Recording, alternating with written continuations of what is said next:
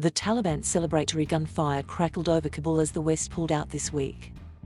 But militancy alone is likely to leave the Taliban on its own, globally isolated, with millions of Afghans facing an even more uncertain future. The world's powers are now scrambling to exert influence amid the return of the country's Islamist rulers. And in the process, two nations from the Arab and Muslim world have been emerging as key mediators and facilitators, Qatar and Turkey. Both are capitalizing on a recent history of access to the Taliban. Both find opportunities. But both are taking a gamble too, which could even stoke old rivalries further afield. In the Middle East, officials in the small, gas-rich state of Qatar in the Gulf have provided the lifeline for countries trying to exit.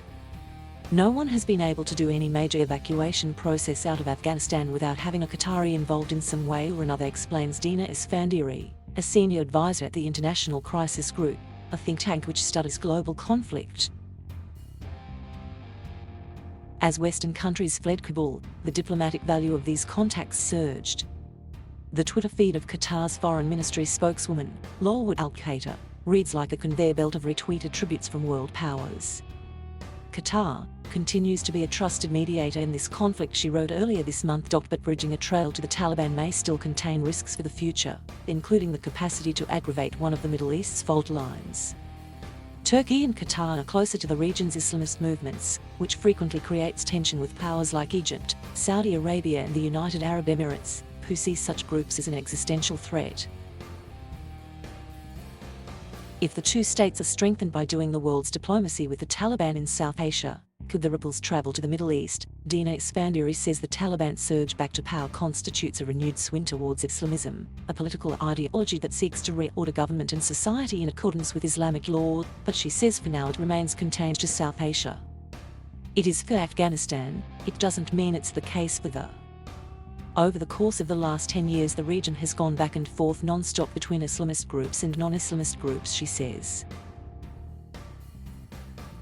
During the Taliban's original spell in power in the 1990s, only 3 countries had formal ties with them: Pakistan, Saudi Arabia and the UAE. The latter two cut all remaining official relations after the 11th of September 2001 attacks in the US. However, covert funding from Saudi individuals reportedly went on for years afterwards.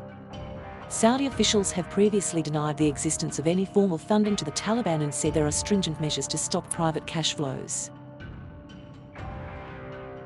But as the presence of US troops in Afghanistan became more unpopular among Americans, the door opened to states who could do the diplomacy. For Qatar and Turkey, contact with the Taliban developed in different ways. As President Barack Obama's administration sought to end the war, Qatar hosted Taliban leaders to discuss peace efforts from 2011. It has been a controversial and checkered process.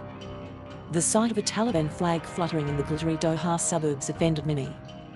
For the Qataris, it helped develop a 3-decades-long ambition for an autonomous foreign policy, which it sees as crucial for a nation that sits between the regional poles of Iran and Saudi Arabia. The Doha talks culminated in last year's deal under President Donald Trump for an American pull out of Afghanistan by May this year.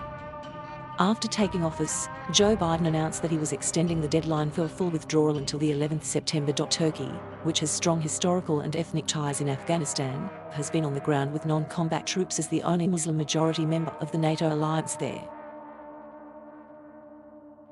According to analysts, it has developed close intelligence ties with some Taliban-linked militia. Turkey is also an ally of neighbouring Pakistan, from whose religious seminaries the Taliban first emerged. Last week, Turkish officials held talks with the Taliban lasting over 3 hours, as chaos gripped Kabul airport. Some of the discussions were about the future operation of the airport itself, which Turkish troops have guarded for 6 years. The Taliban had already insisted Turkey's military leave along with all other foreign forces to end Afghanistan's occupation. But last week's meeting appeared to be part of a broader agenda, analysts say. President Recep Tayyip Erdogan said he viewed messages from Taliban leaders with cautious optimism.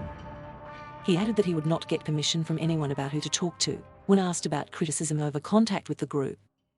This is diplomacy, he said during a press conference. He added, Turkey is ready to lend all kinds of support for Afghanistan's unity but will follow a very cautious path. Professor Ahmed Kasim Han, an expert on Afghan relations at Istanbul's Al Timbers University, believes dealing with the Taliban provides President Erdogan with an opportunity. He says Turkey may try to position itself as guarantor, mediator, facilitator, as a more trusted intermediary than Russia or China, should have kept their embassies open in Kabul. Turkey can serve that role, he says. Many countries have attempted to maintain some form of contact with the Taliban since its takeover of Kabul, particularly through the Doha Channel. But Turkey is among those in a stronger position to develop ties on the ground, albeit a situation that is full of risk. Professor Han also believes further ties in Afghanistan allowed President Erdogan to broaden the chessboard of his foreign policy and play to his AK party's support base. They consider Turkey as a country with a manifest destiny, an exceptional position within the Muslim world. It is based on Turkey's past and its Ottoman heritage as the seat of the caliphate.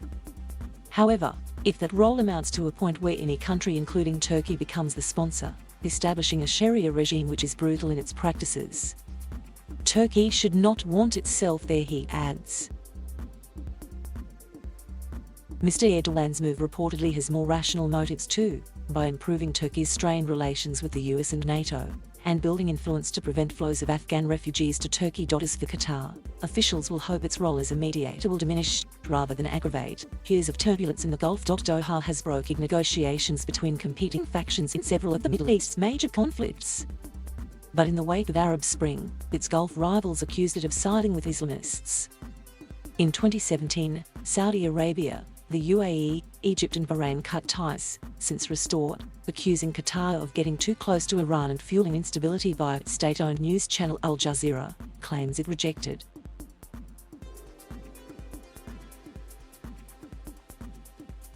Thank you for watching. Please subscribe